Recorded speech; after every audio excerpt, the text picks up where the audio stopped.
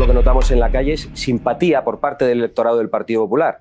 Es decir, a mí me para gente todos los días por la calle que nos pide que sigamos adelante, que nos dice que reza por nosotros. Me para gente llorando incluso por lo que estamos haciendo, y algunos de esos te confiesan que no te van a votar. Nuestro problema es que a esa gente se le ha metido miedo con el voto, y en estos momentos tenemos la simpatía de mucha gente que aún no se atreve a votarnos, mientras que Rajoy tiene la antipatía de mucha gente que aún no se atreve a dejar de votarle. Ese es nuestro gran problema. Podemos nace y está naciendo en el mismo acto que tiene un voto consagrado en un Parlamento Europeo o en España. Desde ese momento es partido estatal, con la misma condición que el partido nazi o que el partido comunista en China o en Rusia. Partidos estatales. Con Franco había uno, unificado. Falange y RGT, Franco lo unifica. Hoy todo partido hoy que obtenga un solo escaño pasa a ser automáticamente partido estatal. ¿Qué significa eso? Pues que ese partido representa los intereses del Estado.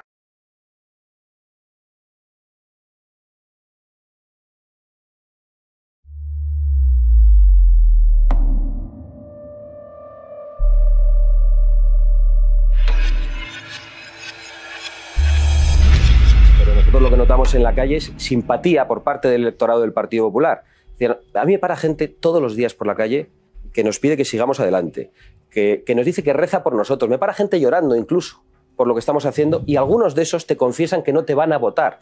Nuestro problema es que a esa gente se le ha metido miedo con el voto, y en estos momentos tenemos la simpatía de mucha gente que aún no se atreve a votarnos, mientras que Rajoy tiene la antipatía de mucha gente que aún no se atreve a dejar de votarle. Ese es nuestro gran problema.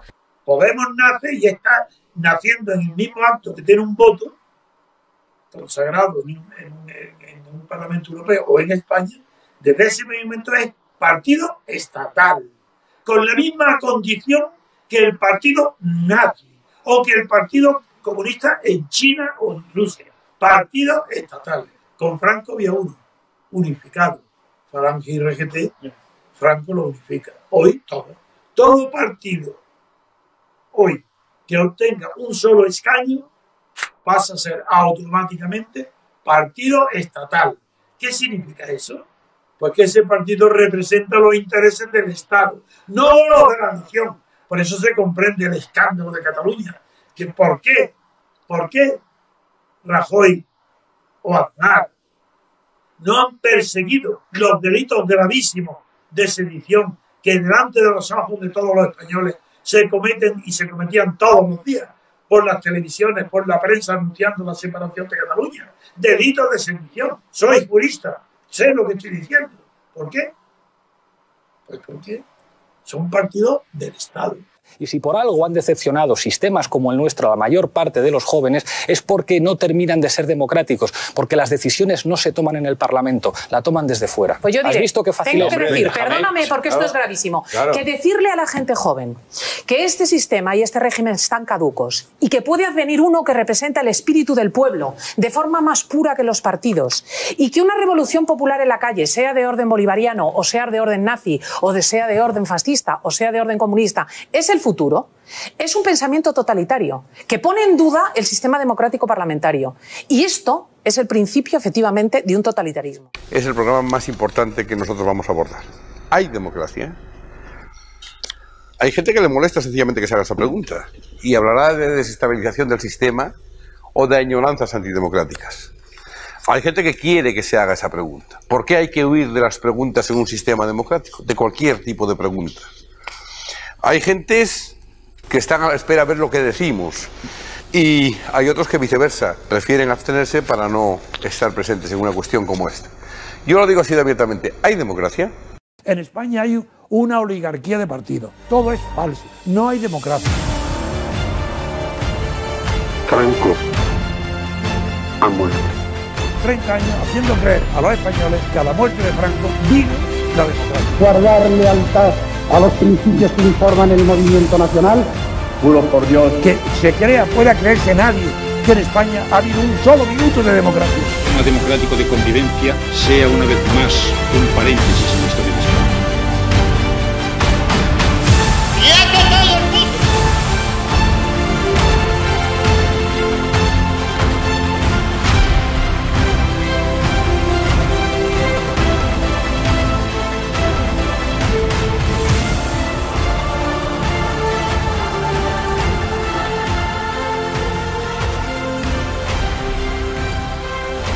Aquí la cuestión es libertad política colectiva, que es la libertad constituyente.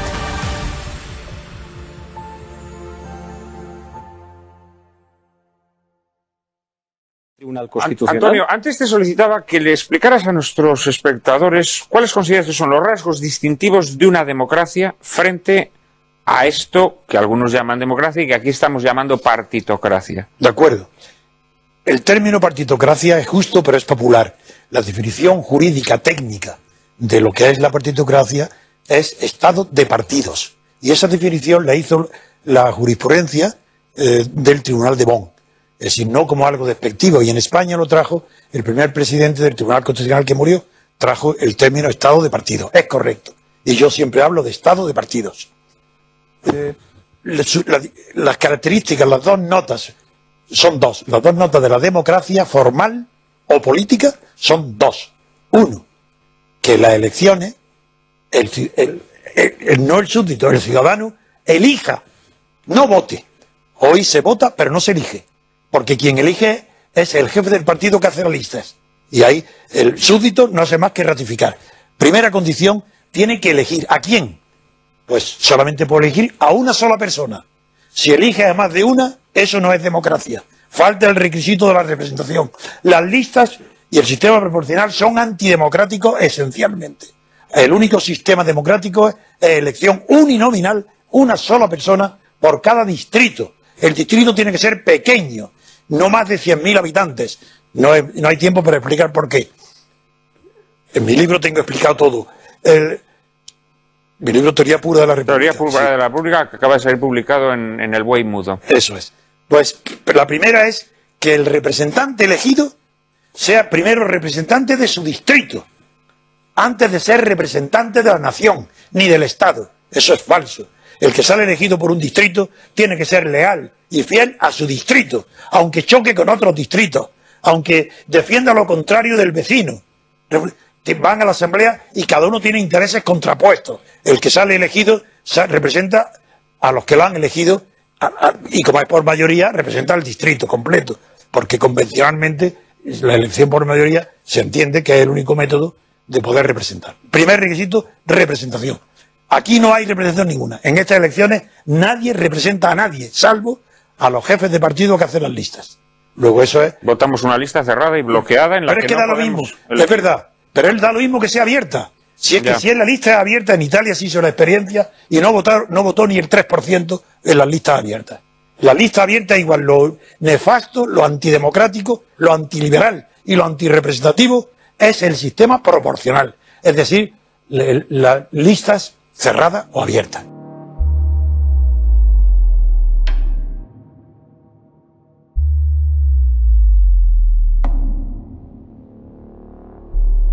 España se hizo un diseño del sistema electoral que de alguna manera contradice el espíritu de la Constitución. La Constitución dice que el sistema electoral debe ser proporcional y, sin embargo, tiene resultados mayoritarios fundamentalmente por la circunscripción provincial, que efectivamente está diseñado para, digamos, para primar a los territorios históricamente más conservadores, que son las pequeñas provincias. Pero bueno, nosotros conocemos las reglas del juego y asumimos que tendremos que combatir con una mano atada a la espalda.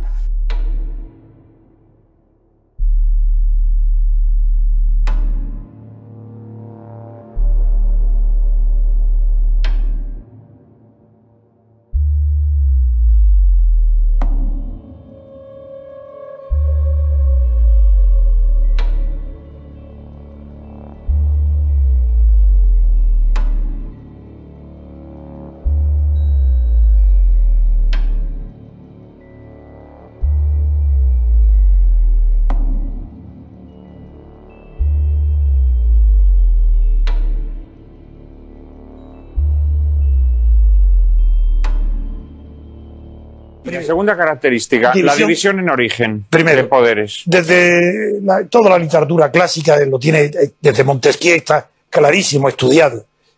Cada uno aportó lo suyo. Montesquieu la separación de poderes, la separación y Tocqueville la división. Todo ese conjunto de literatura está ignorado por la partitocracia porque ha confundido los poderes.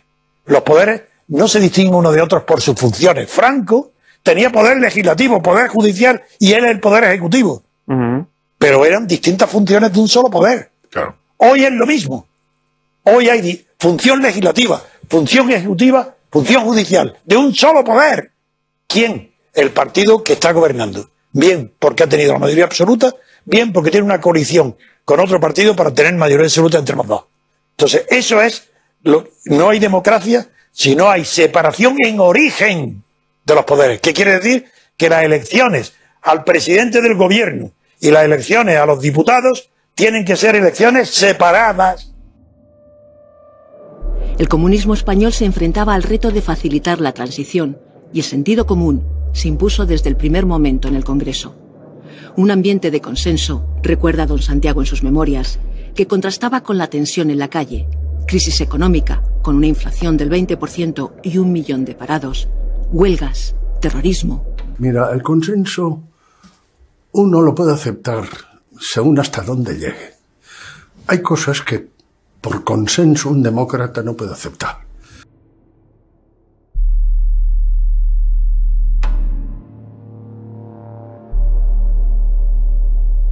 Hay dos tipos de consenso. Uno es el consenso social, que es inevitable. Que tenemos aquí con corbata por consenso, y eso es inevitable. Pero el consenso político es una cosa que no existía. Eso se inventó después de la Guerra Mundial. Antes era inconcebible que existiera eso. Y fue consecuencia y posterior a Nuremberg. Porque porque los pueblos no se consideraba que pudieran ser culpables. El pueblo alemán es un pueblo criminal. Y yo no se puede olvidar. El pueblo que apoyó a Hitler. Claro, hombre, no me dejas terminar. Has dicho el pueblo alemán. El pueblo alemán que apoyó a Hitler era un pueblo criminal. Entonces el holocausto no se puede olvidar nunca, ni ahora ni dentro de 1000 años. Y hay que recordarlo permanentemente. Entonces, ¿cómo va a haber un consenso? Pero después, para olvidar eso, vino el consenso. Para que no hubiera responsabilidad y que el pueblo se considerara tranquilo, para no tener mala conciencia de las dictaduras, entre ellas la franquista, viene el consenso. El consenso es el acuerdo tácito que hubo en la Revolución Francesa. Pero el consenso sobre lo que piensa cada uno es muy difícil, lo acabas de poner en un ejemplo brillantísimo. Imposible. Pero el consenso sobre las reglas de juego es perfectamente posible. Y es lo que hicieron estos señores. Es que perdóname. Son mayoría y minorías, que voten. ¿Por qué bien que voten? Bien, ¿pero qué consenso? Mayorías contra minorías. No, perdóname, y el que gane, pues pero mayorías contra minorías sobre la base de alguien organizando las elecciones, alguien organizando las garantías. De la regla, tú has pronunciado la palabra reglas de juego. Reglas de juego. Y de las reglas de juego no por consenso. La que gane la mayoría. Ah, pues estamos listos. No, hombre, no. Eso es la democracia. No, hombre, no. Una constitución por consenso. Eso no existe más que en España, hombre.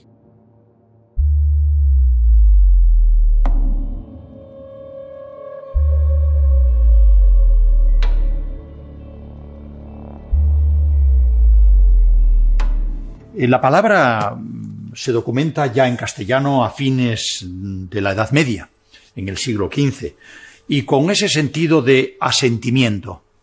Después incorpora este otro sentido de consentimiento, es decir, de dos partes cuyos sentimientos se van aproximando. Que esto es lo que más, de manera más exacta, define el término consenso en la etapa de la transición. Es decir, distintos miembros, los padres de la Constitución, que representan distintas tendencias políticas o distintos partidos políticos, van aproximando sus posiciones hasta lograr ese consentimiento, ese sentir común. La lengua fue fiel compañera de viaje de aquel cambio. A la luz de la Constitución nacían nuevas palabras o adquirían nuevo sentido. Transición objetivamente es el paso, ¿no?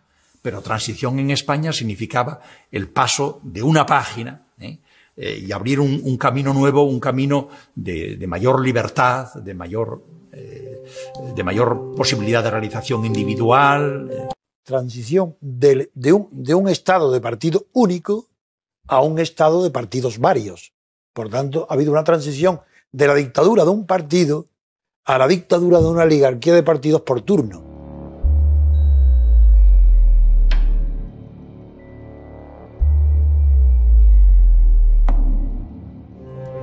El diccionario de la Real Academia vivió así su propia transición. Un equipo de juristas, dirigido por el profesor García de Enterría, se ocupó de adaptar los términos políticos y legales. Pero la transformación de nuestra sociedad obligó también a poner al día muchas otras definiciones.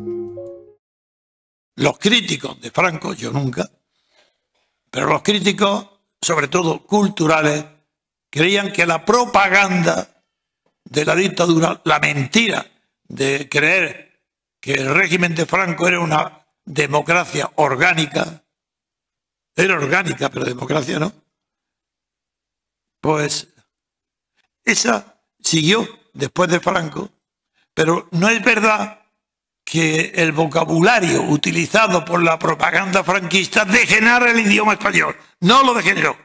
Era una mentira.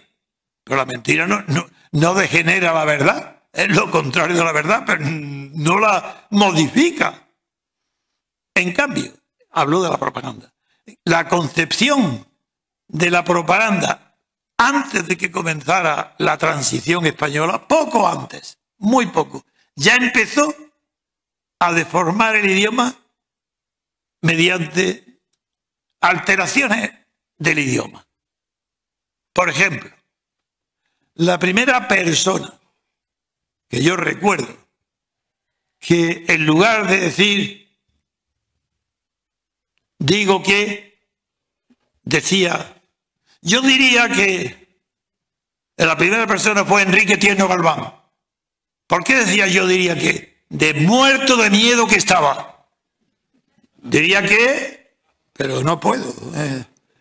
Y delante de mí, en las reuniones, bajo Franco, pero estoy hablando de mucho tiempo antes de, cuando don Enrique decía yo diría, yo le siempre lo interrumpía. ¿Y qué te impide decirlo? Dilo, dilo.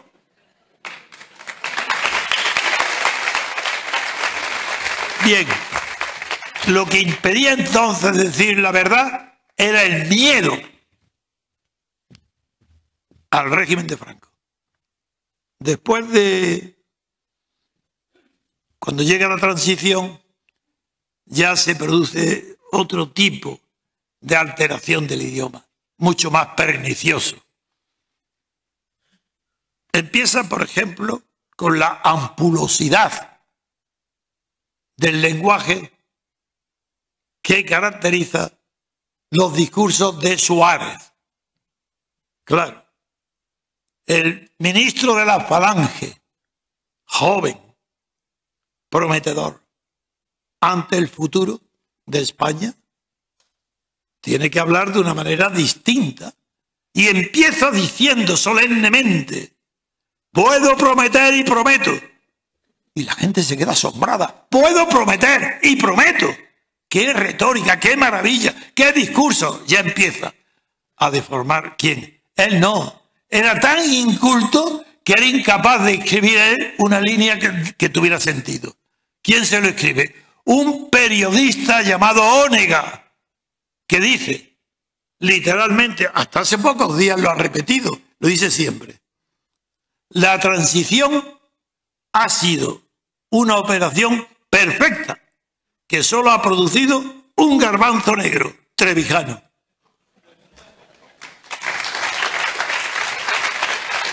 Pero Suárez tenía que encontrar algo mucho más deformador para ocultar la naturaleza íntima, bastarda, de los intereses materiales, económicos, los pactos ocultos que crean la transición en perjuicio de la ruptura democrática que yo defendía. Y es que en los discursos preparados por este bastardo periodista, Onega, introduce por primera vez en la historia del idioma español, introduce la palabra desde, donde estaba llamando el con. Pues la preposición con la suprime y en lugar pone desde. Entonces, Suárez introduce la moda de hablar a los demás desde la simpatía, no con simpatía. Desde la sinceridad, no con sinceridad. Desde la responsabilidad, no con responsabilidad. Es decir, introduce un lenguaje platónico. ¿Qué significa esto? Pues que habla desde el cielo, desde el firmamento, desde el mundo donde están las ideas. Y desde ahí, que sería bueno, si fuera una perspectiva, sí, se puede decir, hablo desde una perspectiva, que la diga. Pero no, habla a lo inmediato, le dice que le habla desde lo inmediato, pero si está ahí. Bueno, esto ha producido un furor de contagio en el pueblo español, porque estaba deseando y de repente la retórica ridícula, anticuada de Franco y de los franquistas es sustituida por la ampulosidad desde el firmamento que habla un jefe de gobierno, en contraste con la campechanía del rey, que ese sí que no habla desde, ese habla con la cercanía de la corrupción propia, que da ejemplo a la corrupción y permiso de todos los demás. En la disyuntiva de elegir entre una constitución breve y programática u otra extensa que abarque los distintos aspectos de la vida de los españoles, se opta por la segunda opción. Deliberadamente se busca para esta Constitución de 1978 una característica que ha de diferenciarla sustancialmente de todas las anteriores. Si aquellas fueron fruto de la hegemonía de un grupo o partido en el poder, esta ha de nacer por la vía del consenso, de la concordia, del común acuerdo de la mayoría de los representantes libremente elegidos por el pueblo.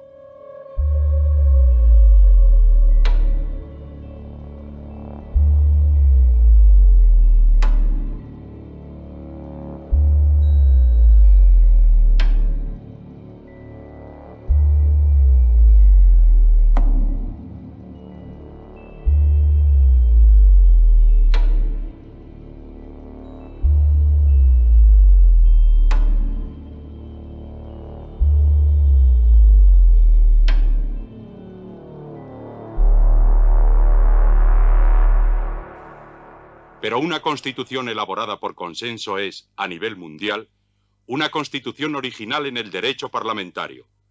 Un ejemplo, si no absolutamente inédito, sí al menos infrecuente.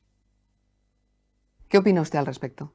Bien, yo preferiría dejar de lado la expresión de consenso porque no se sabe muy bien qué significa. Por ejemplo, en América, la Constitución venezolana vigente también es en buena medida una Constitución concordada, transaccional, o como dirían ahora nuestros periódicos, consensual. Desde el punto de vista del derecho político, ¿tiene algún significado este concepto de Constitución por consenso? Bueno, tiene en primer lugar el significado de que para hacerla no se han tirado los trastos a la cabeza los distintos partidos, que es un significado importante, pero aparte de eso tiene otro significado que a mí me parece que no ha sido suficientemente subrayado. Y es que una Constitución hecha así, por la vía de la transacción, del acuerdo, de evitar los choques frontales, es una Constitución forzosamente, como es la nuestra, llena de ambigüedades, de preceptos que pueden ser entendidos de muy distintas formas, llena, como es también el caso de la nuestra, de muchas remisiones a la ley, en las que se dice que tal o cual cosa se hará en la forma que determinen las leyes, etc. En definitiva, que es una Constitución que para ser realmente operativa, para poderse poner en práctica, requiere que siga existiendo un consenso básico, un acuerdo básico entre los distintos partidos. O, dicho de otra manera, y para repetir una frase que decía Max Weber, refiriéndose, no recuerdo mal, al materialismo histórico, que el consenso es un tranvía que cuando uno lo toma no se puede apear de él cuando quiere. De manera que quizás el significado político o jurídico-político más importante de nuestra Constitución es que no solo ha sido hecha mediante el acuerdo o la transacción, sino que de alguna manera obliga a seguir manteniendo el acuerdo o la transacción.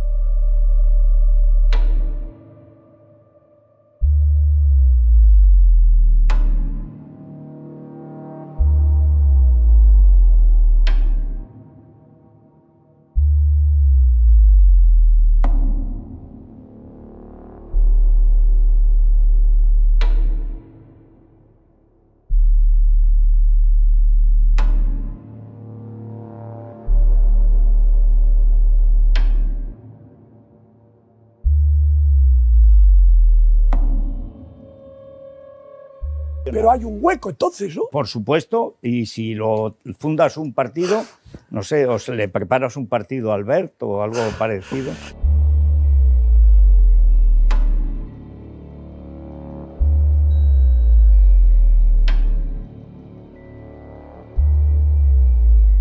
Hasta tú de Izquierda Unida.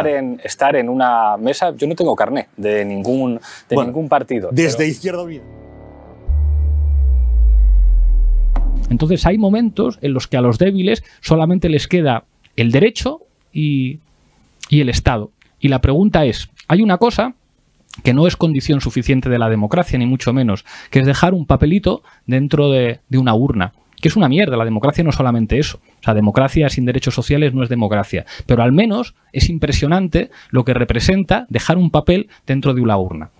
¿A vosotros no os impresiona que en las últimas elecciones 10 millones de españoles se levantaran de la cama, se vistieran, desayunaran, fueran a un colegio electoral, enseñaran el DNI, cogieran un papel que ponía PP, lo metieran dentro de un sobre y lo dejaran dentro? Es acojonante, ¿eh? Y podréis decir, no, los medios de comunicación, la televisión, todo lo que queráis. Se levantaron, fueron a un colegio electoral y dejaron un papel. Pues a lo mejor hay que trabajar porque el papel sea diferente. O porque haya, por una vez, un papelito que permita asumir esa mierda de poder institucional, porque el poder institucional es relativo, que permita hacer otro tipo de cosas.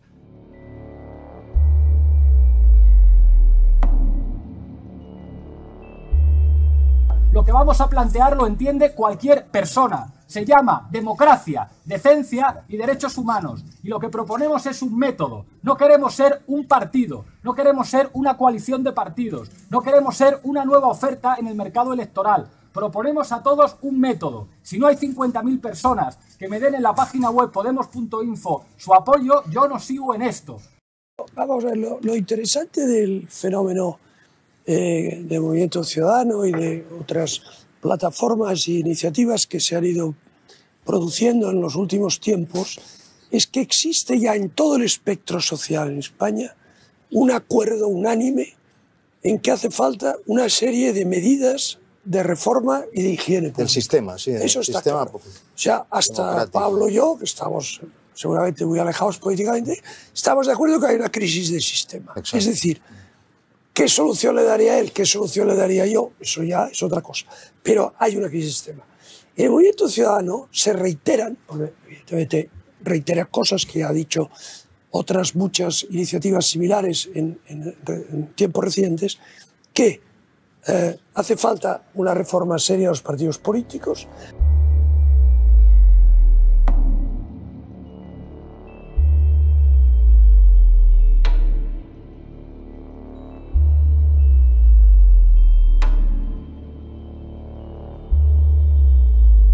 Que hace falta una lucha implacable contra la corrupción, que hay que establecer una verdadera separación de poderes, es decir, que hay que racionalizar la estructura territorial del Estado y no la podemos pagar.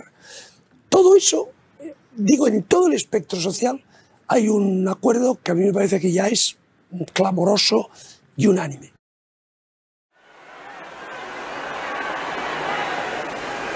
Ciutadans de Catalunya, ja sóc aquí!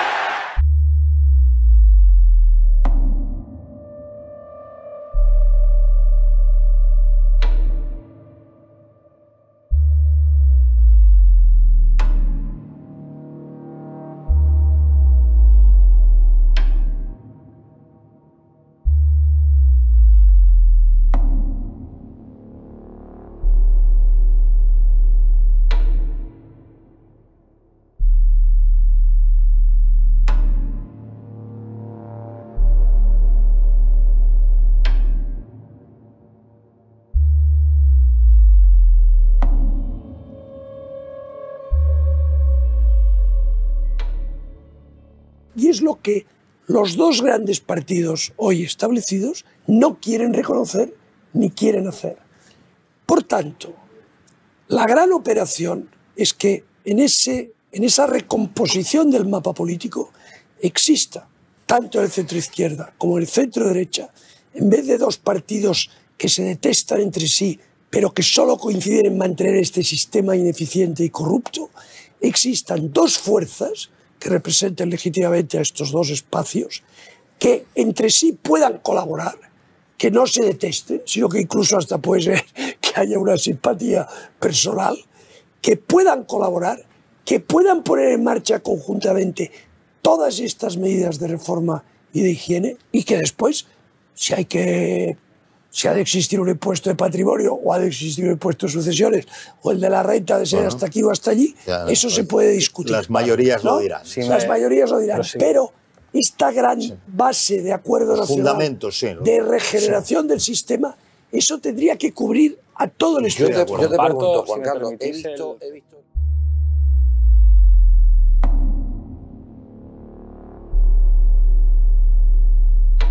Y que desde luego vamos a hacer posible ese cambio que anhelaban tantísimos andaluces. Y sin acritud, porque lo digo, porque aquí tenemos que ser todos rivales en la política, pero no tenemos que ser tampoco enemigos. Aquí tenemos que venir, como se ha dicho, a debatir, a compartir diálogo y a hacer lo que sea mejor para Andalucía y para España. Somos, y así que es bueno que se sepa, el partido, señorías, que ha venido a ocupar el vacío existencial político que ofrece el actual marco parlamentario. El 15M señaló con cientos de miles de voces las injusticias y también los anhelos por un futuro mejor.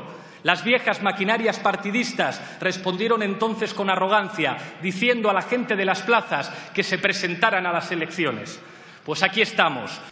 Hemos venido a dar respuestas a muchos españoles y andaluces indignados.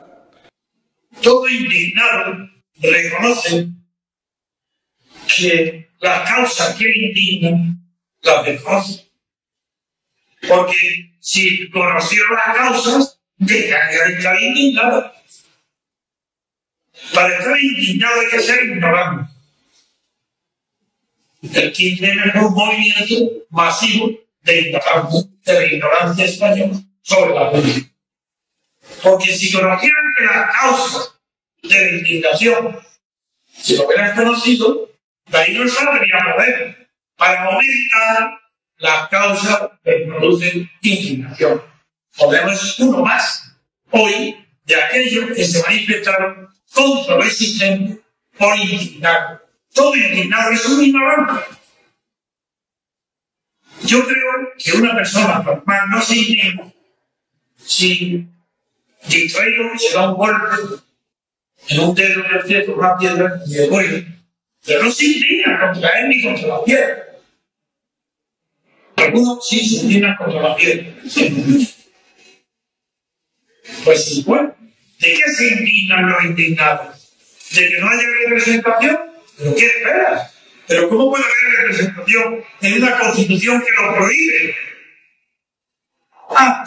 Que hay corrupción, pero ¿qué espera si no hay separación de poderes? Tiene que haber forzosamente corrupción. ¿Cómo te indignas de algo tan evidente que hasta un niño que fuera político lo sabía? Porque no tiene ni idea de lo que se mueve. No tiene más que ambiciones. Sí, el indignado, porque sufre, porque no está en el poder, igual estaban indignados los comunistas para Franco.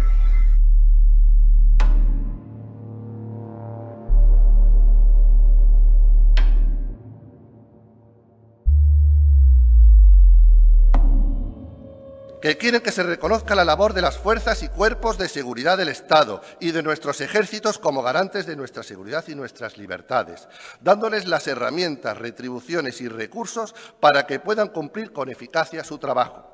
Muchos de ellos tienen que pagarse con su dinero los chalecos antibalas por falta de presupuesto. Hace falta un gobierno que defienda los derechos de los que nos protegen. Pero les puedo asegurar que mi grupo les va a escuchar con total y absoluto respeto y en silencio. Se lo puedo asegurar. Nosotros no abucheamos sus intervenciones, quizás seamos nuevos en este Parlamento, pero tenemos cierto respeto por cómo tiene que funcionar una asamblea, incluso una asamblea parlamentaria. Se podrá no estar de acuerdo y todo deberá ser objeto de un debate sereno en el que probablemente, debido a estar en minoría, no consigamos los resultados apetecidos. Es el juego de la democracia. Somos nuevos, pero somos conscientes de ello.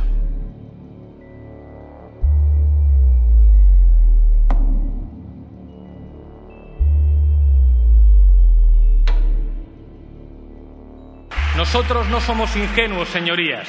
Somos conscientes de los límites de la transformación en la acción política de cualquier gobierno. Merecer el odio de los que envenenan al pueblo deberá ser para nosotros una honra. Nos los ponemos como medallas en el pecho. Su partido fue también el partido del crimen de Estado.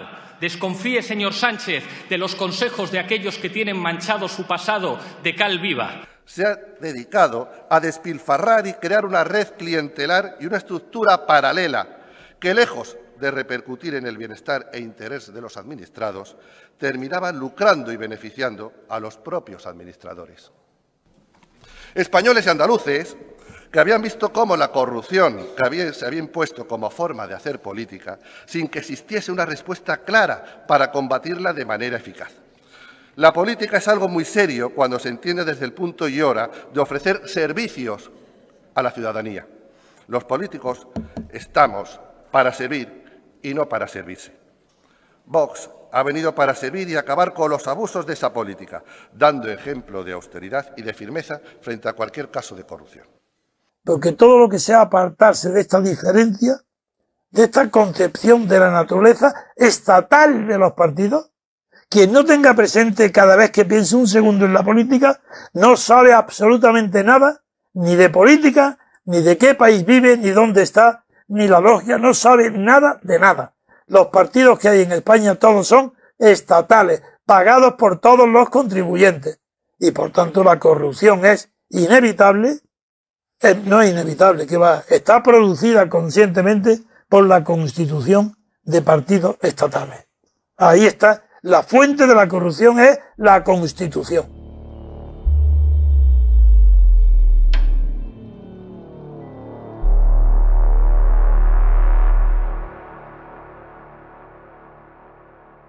Somos españoles demócratas y constitucionalistas, porque Vox, como he dicho, somos un partido constitucionalista que defiende la democracia y que está aquí porque 400.000 andaluces nos han dado su confianza y se merecen respeto.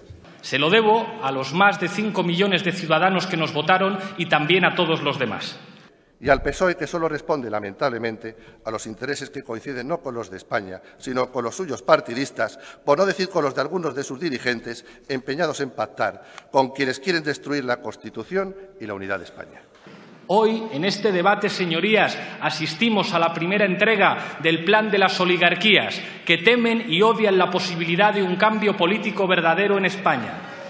Todos están luchando por un solo objetivo: conservar, aumentar, mantener el propio poder. El PP y Rajoy lo mismo, exactamente igual que el PSOE, Sánchez o Podemos. Todos persiguen lo mismo. No es tan simple de reducir la corrupción a lo aparente. No, el tema sigue siendo político.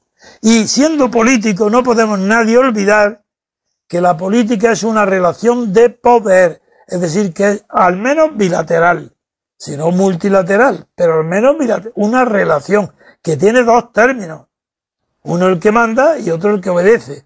Y para hacerlo más complejo, el que obedece el último lugar será el gobernado, y en intermedio están los poderes subordinados que no tienen la hegemonía electoral ni por tanto la hegemonía gubernamental, que son los partidos de oposición llamados oposición parlamentaria.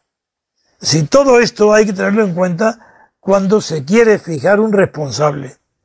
Hemos venido a señalar a los culpables de la división, del enfrentamiento y de la ruina de España y a combatirles. No. La verdad no es... saber la verdad no es el tema que da poder. El tema que da verdadero poder es saber la mentira.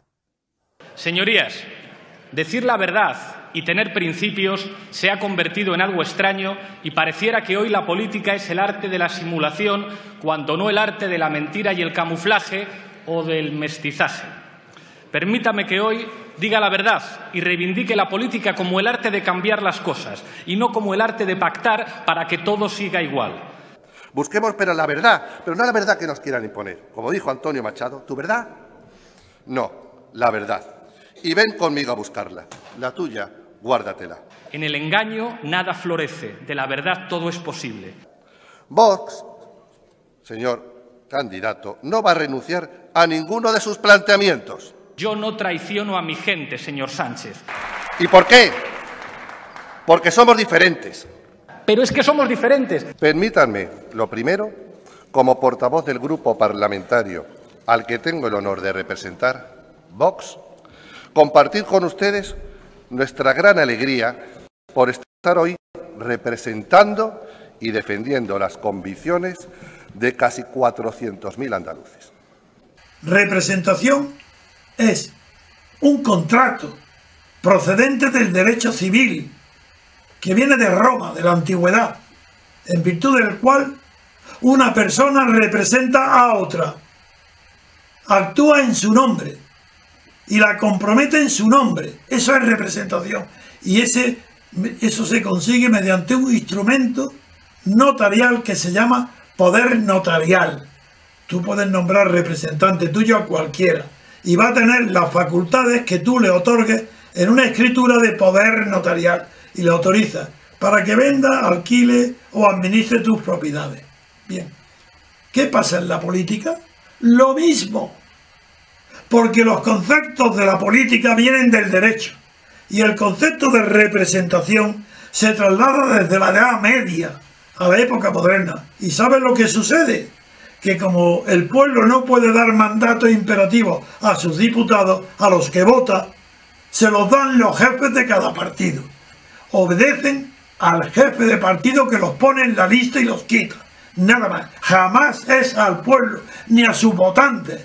Por tanto, no hay representación ninguna. Ha sido vergonzoso escuchar en los últimos días, al tiempo que usted señalaba, hay que derogar la reforma laboral y la naranja mecánica y la veleta naranja. Apareció inmediatamente para decir, no, eso no está en nuestro acuerdo. Pónganse ustedes de acuerdo y no pretendan engañarnos una vez más con un pacto que no pone soluciones a los problemas de este país. Y la prueba es que el señor Rivera ha señalado sistemáticamente que ese pacto sirve para que el Partido Popular se ponga de acuerdo. Hasta figuras de lo que usted llamaría extrema derecha, como el señor Alejo Vidal Cuadras, que es más de derechas que Millán Astray, y que el señor Rajoy ha señalado que el pacto que ustedes han hecho podrían hacer que se pusieran ustedes tres de acuerdo. Ha sido mencionar a Millán Astray y el señor Girauta se ha puesto nervioso. No se preocupe usted, señor Girauta.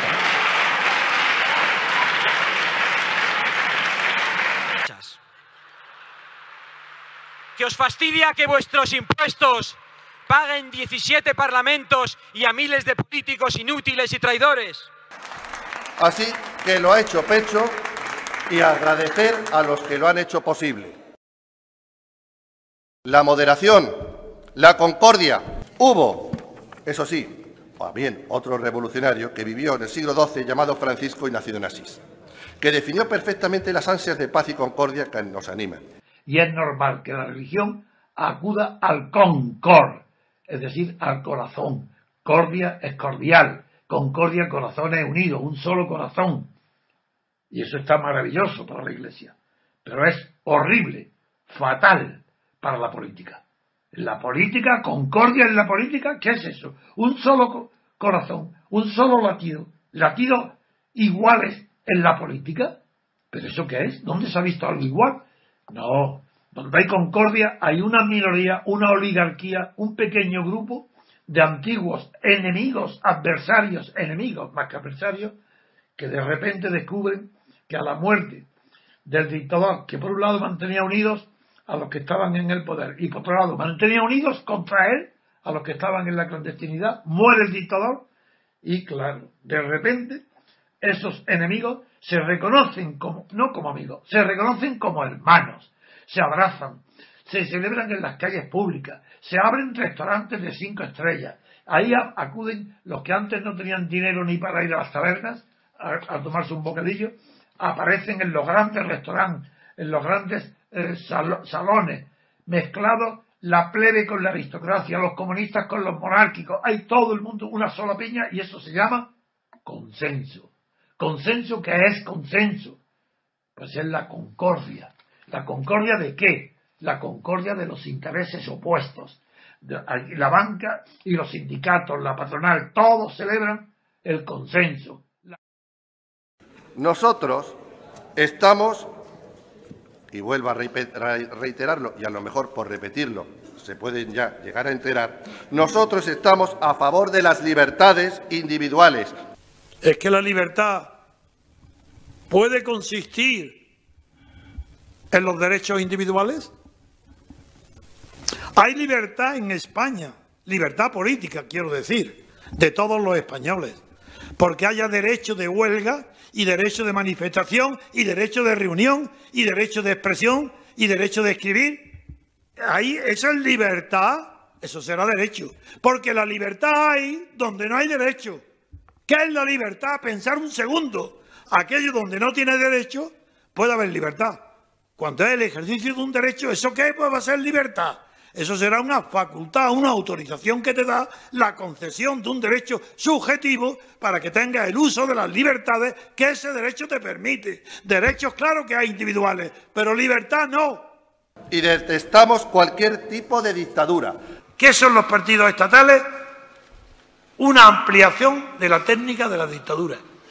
Con Franco era la Falange, con Mussolini el fascio, con Hitler el nazismo, los nazis, y ahora con el rey Juan Carlos esa facción, porque son facciones, no nos engañemos. Cada vez que un partido se es pagado y entra en el Estado se convierte en facción.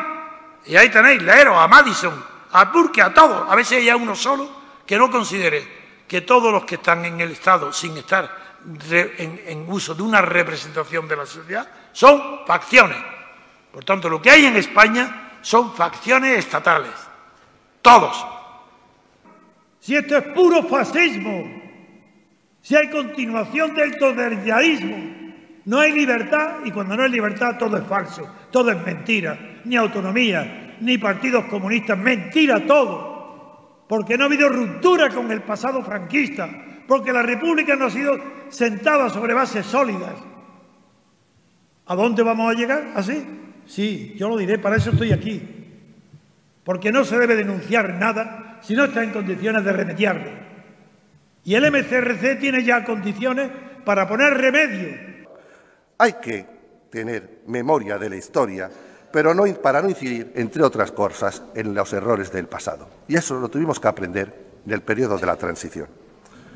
La reconciliación y la concordia, el diálogo y el entendimiento, la integración y la solidaridad.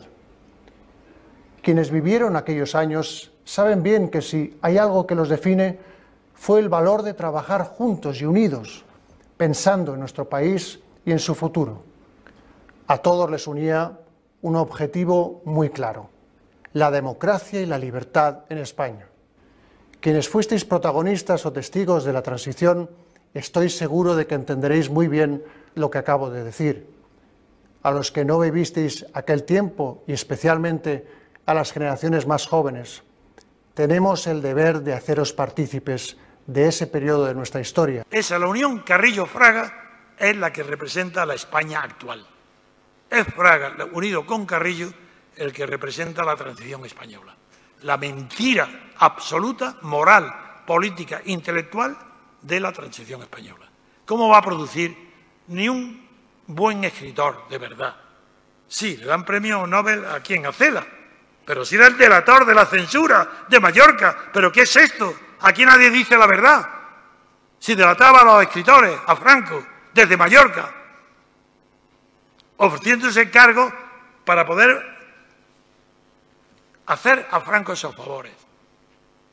Pero ¿quién ha habido en España que tenga la decencia de levantar la cabeza desde la muerte de Franco aquí? La entrega a la traición. Hoy para ustedes solamente hay un problema de nombres. Basta que se pongan ustedes tres de acuerdo con respecto a quién debe ser el presidente del gobierno. La mayoría de votos que ha sacado no es homogénea, no son cantidades que se suman, porque el voto de Podemos no puede ser sumado con el del PSOE o de Ciudadanos, sino es a cambio de que uno o todos traicionen a la vez las promesas que han hecho al elector. Por supuesto que no les vamos a defraudar. Al fin y al cabo, estamos aquí por la gente y para la gente. Señorías, es la primera vez que tomo la palabra en esta tribuna democrática. pero entienda que el tiempo del turno bipartidista se terminó en España. Creo además que es un acuerdo muy beneficioso porque unos partidos se van a controlar a otros. El riesgo que corría Andalucía hace unos años es que el Partido Popular reemplazara al PSOE para hacer más o menos lo mismo que venía haciendo el PSOE. El riesgo del bipartidismo es ese. Y sin embargo ahora un Partido Popular que va a tener por una parte a Ciudadanos dentro del gobierno y a Vox fuera en el Parlamento ejerciendo esa labor de oposición o de control, pues creo que de ese equilibrio, de ese checks and balances, digamos, que diría un norteamericano, pues puede salir un producto positivo.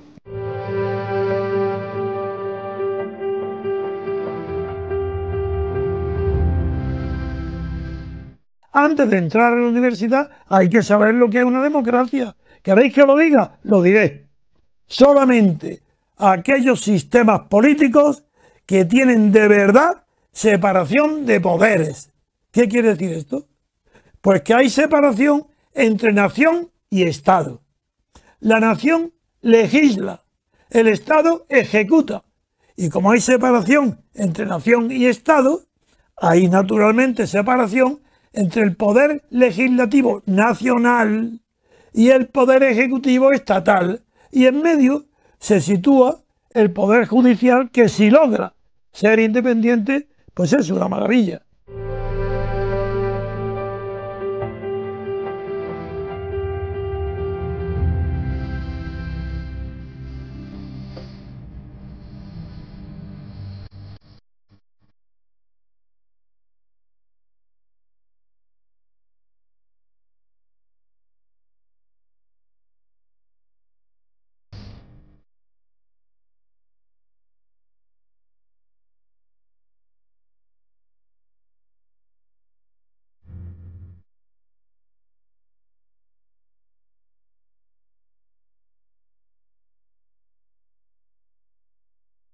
Y a Vox fuera en el Parlamento ejerciendo esa labor de oposición o de control.